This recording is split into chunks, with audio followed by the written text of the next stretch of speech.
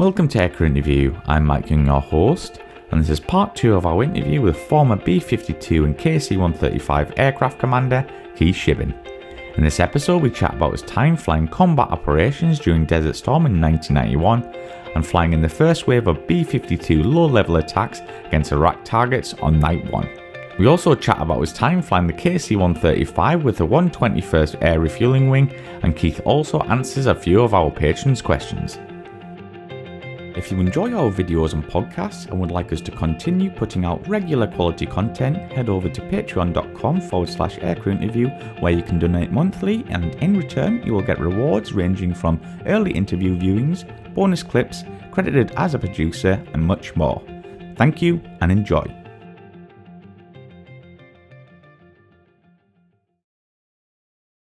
Well, you also mentioned in your bio that you took part in Desert Shield. Can you talk us through this?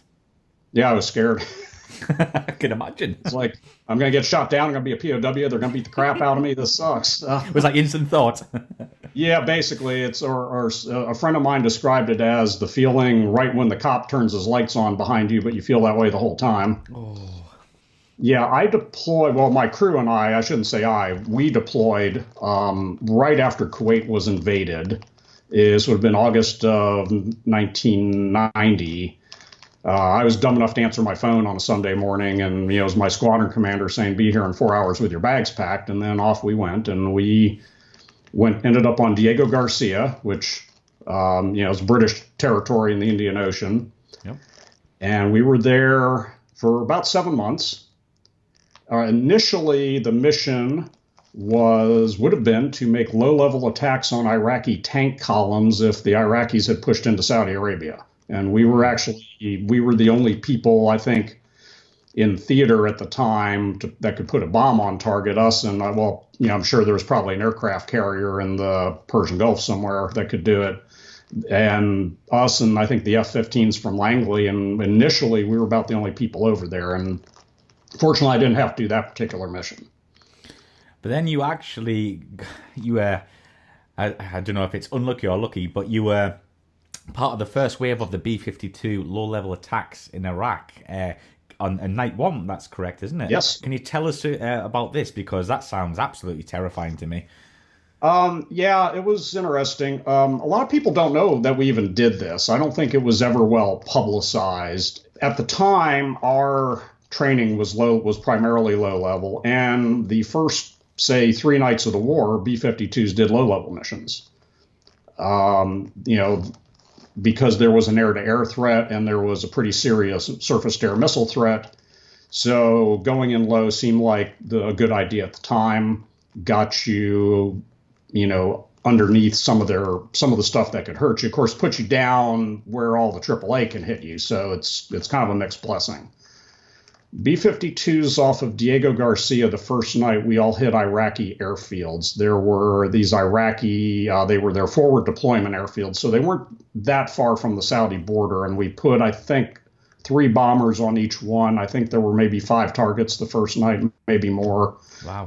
My memory's fuzzy after 30-some years, but I was in a 3-ship that attacked one of their forward deployment air bases on that first night.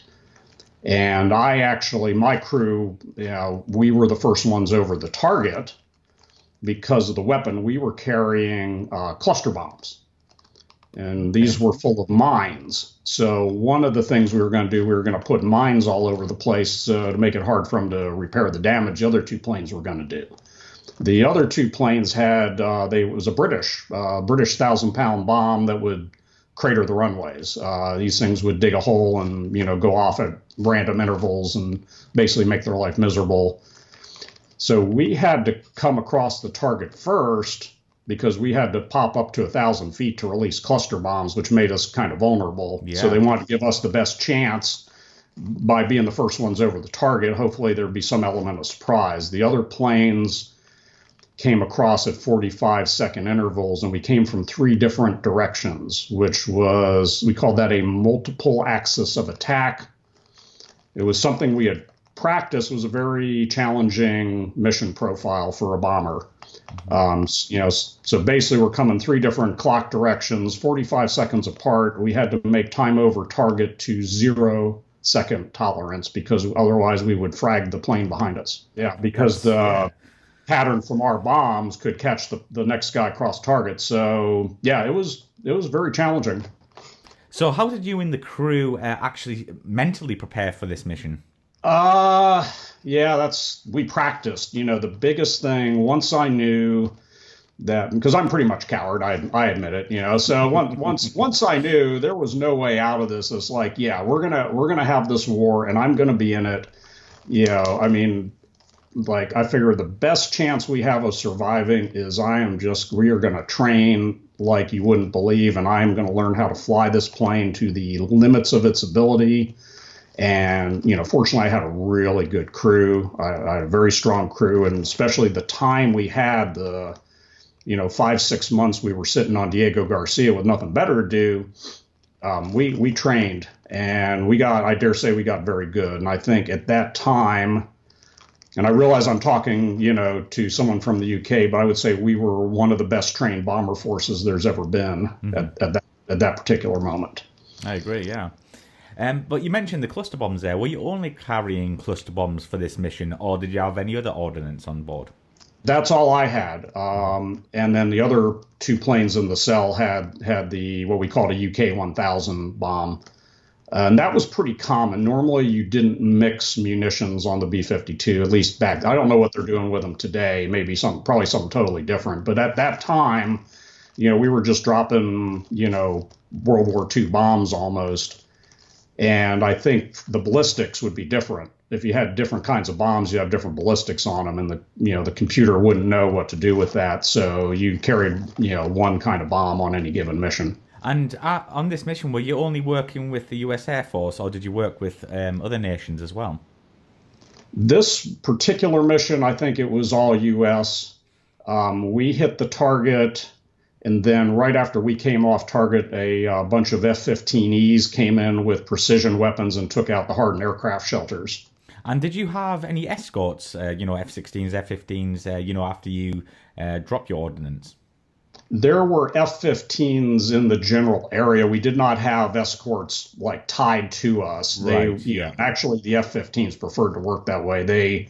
They felt it hampered them if they were just flying along with us. It was better for them to go out ahead and do their thing and clear the area.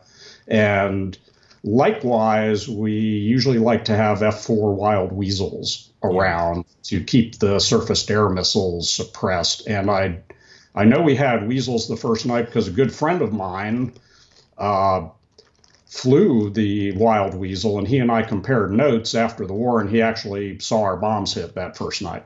How long did that mission take from planning to executing to, you landing the aircraft and getting out and probably wiping a lot of sweat off your brow? Well, a typical mission off Diego Garcia, they were long. You would show up.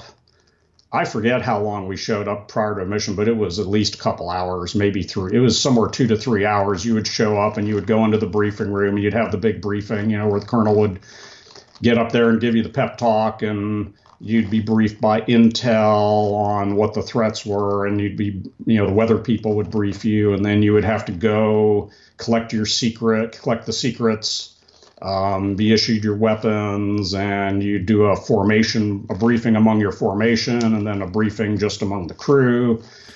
Then eventually, and you'd have to collect your meals, of course, got to have food.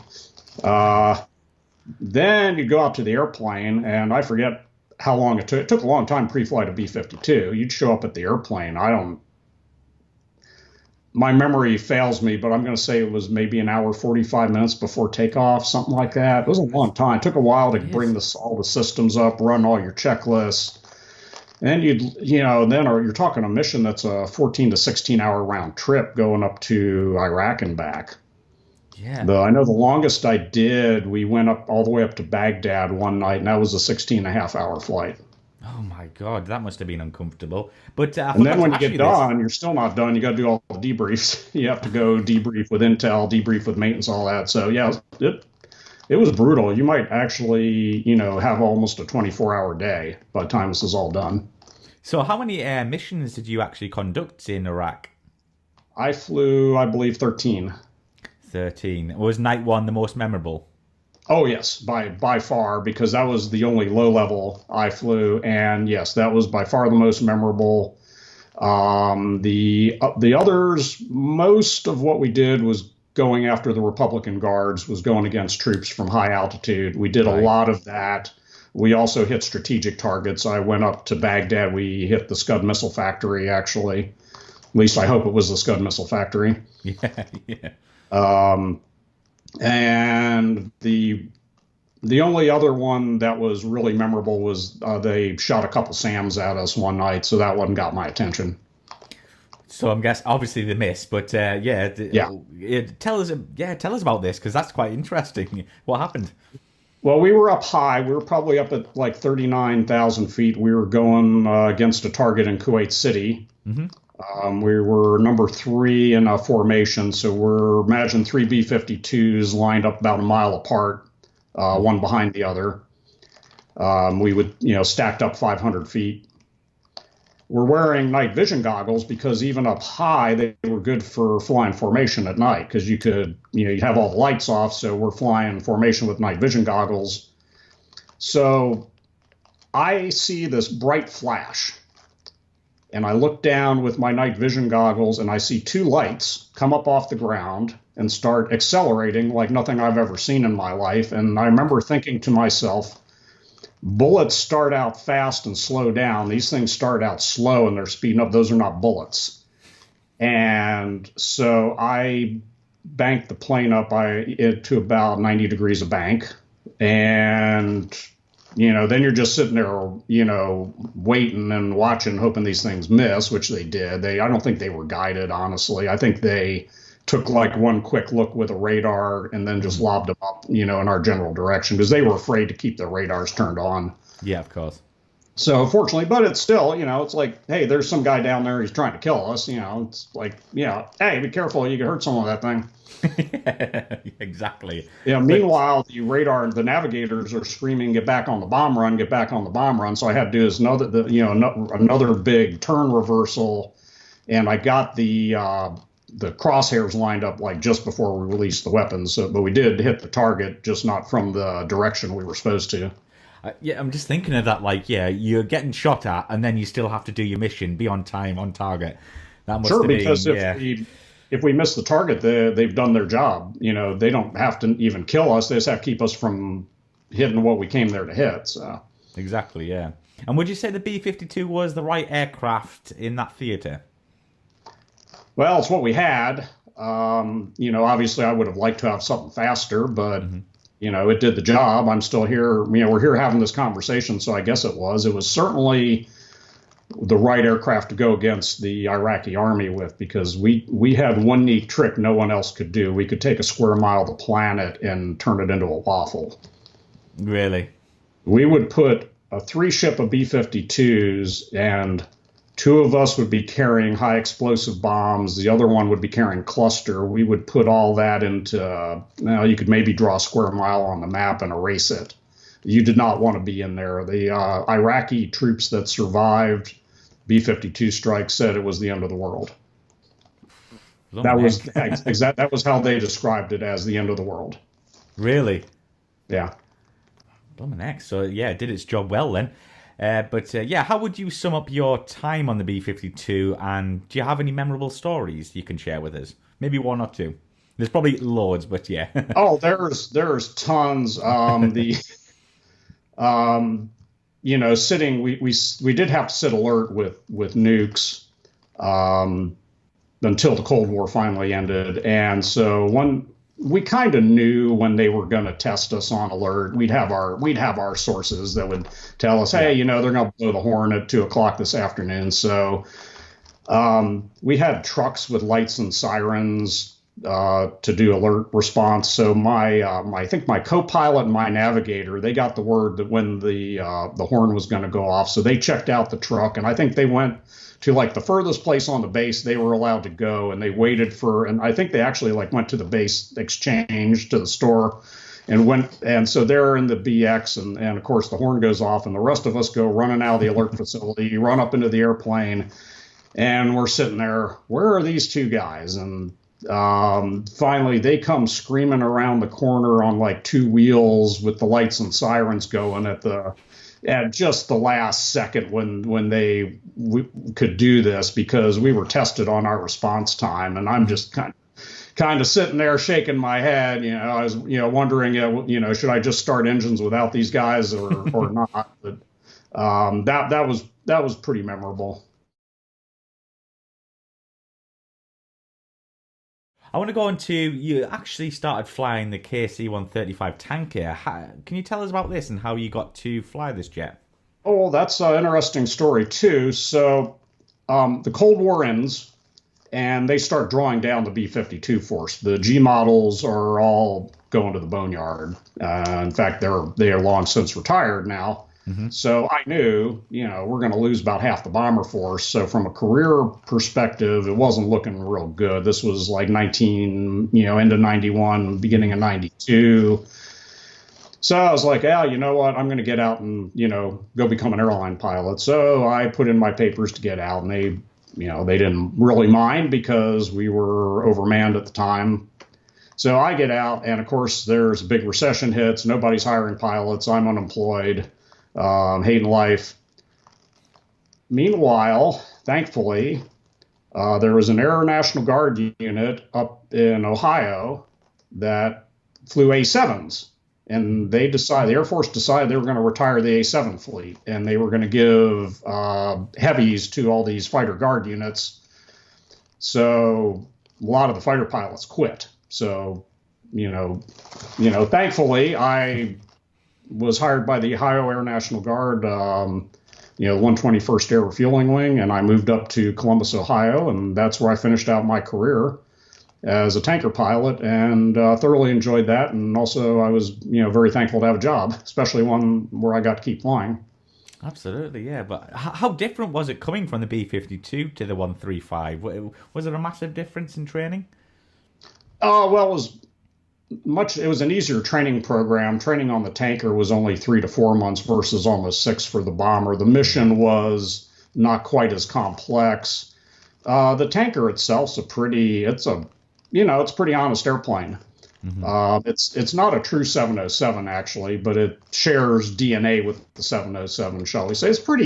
I thought it was easy to fly. It was, once again, hard to fly well. Mm-hmm. A little heavy on the controls still. It's mostly mechanical flight controls. It's mostly cables and pulleys. Mm-hmm. Fortunately, I flew the KC-135R, which had the big turbofan engines. It had been re-engined with the CFM56s, had more thrust than you knew what to do with.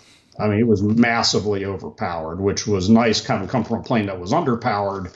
Now I got more power I know what to do with. If you lost an outboard engine on that airplane, just pulled the other one outboard to idle and you flew around on 2 engines. Really? Because 2 of those engines was as good as all 4 of the engines the plane was built with originally. I think it's always a pilot's friend when you have more thrust than you need. Exactly. We were actually control limited. We were never thrust limited. Ah, okay, right.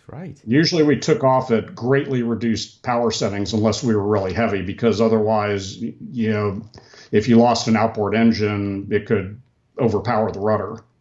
Right, yes. Even had a system that would put the rudder in for you if you lost an outboard on takeoff, because they said otherwise you wouldn't be able to react quickly enough. And did you ever fly the 135 in combat or in live operations? Quite a bit.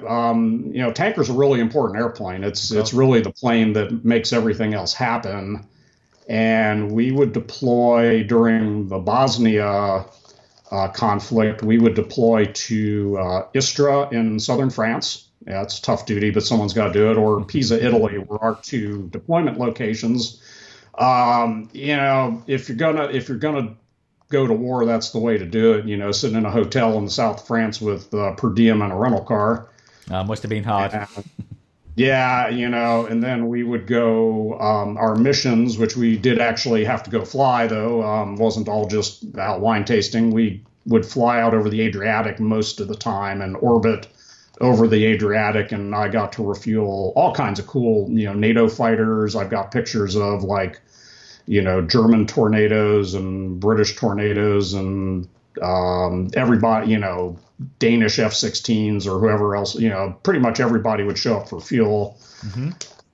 Occasionally we would fly a track up over Croatia. I think we were refueling the NATO AWACS. And so if you went up over Croatia, that was the only time you really had to worry at all. And even then we didn't worry that much. It wasn't like, Iraq where they had a lot of stuff shooting at us. This was, I don't know if anyone ever shot at a tanker or not. When the two Serbian MiG-29s got shot down, they may have been going after a tanker. We're not sure.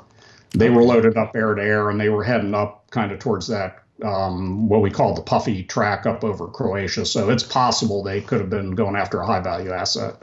Right. So how long did you spend on the 135, and did you enjoy this role? Oh, I did. I spent, I think, 13 years, retired finally as a lieutenant colonel, which in the Guard, lieutenant colonels are dime a dozen, so it's, just means I'm some old guy. Tanker was a great National Guard airplane. It was easy to fly. It was easy to stay proficient in it. You could come out, fly it, a couple times a month and stay proficient in the thing, especially if you were saying, the guys that were airline pilots, it was pretty easy for them. And you got to go to a lot of places. You got great deployments. You go to cool places. You'd have all your friends with you when you went because it's like the family, it's like the family station wagon, pile everybody in and go. And you have room to bring stuff back. So I brought back rugs from Turkey, wine from France. Yeah, it didn't suck.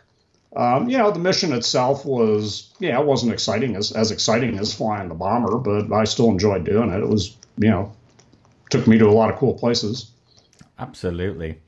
But it sounds like you've had a great Air Force career, Keith. But we've got some personal questions if you're happy to answer these. Absolutely.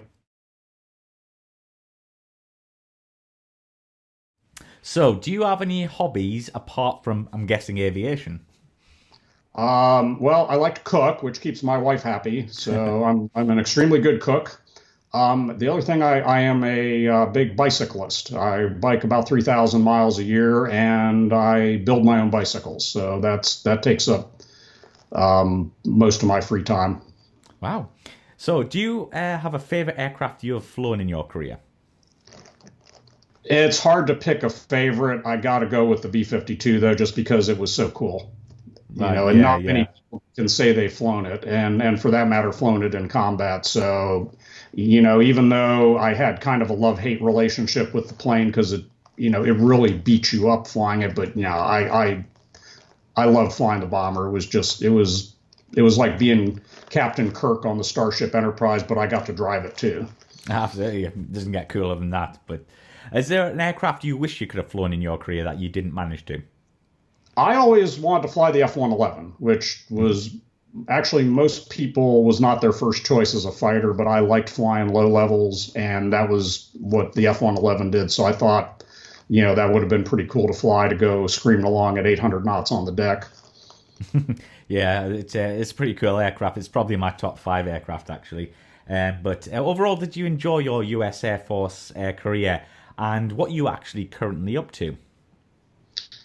Well, I did enjoy it. I especially enjoyed my time in the National Guard. The National Guard was like what I thought the Air Force was going to be when I joined the Air Force. Mm-hmm. Currently, I haul boxes in the middle of the night for a large package delivery company. Don't want to say the name on video here, but mm-hmm. I thoroughly enjoy that. It's I think flying the B-52, we flew a lot in the middle of the night, and I think that prepared me for it. I can't complain. I'm 57 years old. I'm still flying airplanes, getting paid to do it. We've also got some viewer questions, if you're happy to answer these, Keith. Absolutely. So this is from Alex Vetter. Which of the types had the most fulfilling mission? Well, that had to be the B-52 because you did so much. You air refueled, you did low level, you did bombing, you worked with fighters. You would, if you flew an 8-hour mission, the B-52, you were busy for 8 hours. You didn't have a whole lot of time just sitting there being bored. You were just working the whole time, and that was just awesome. Yeah. And do you think there's a future for the oldest bomber in the West? This is from Alex Vetter again.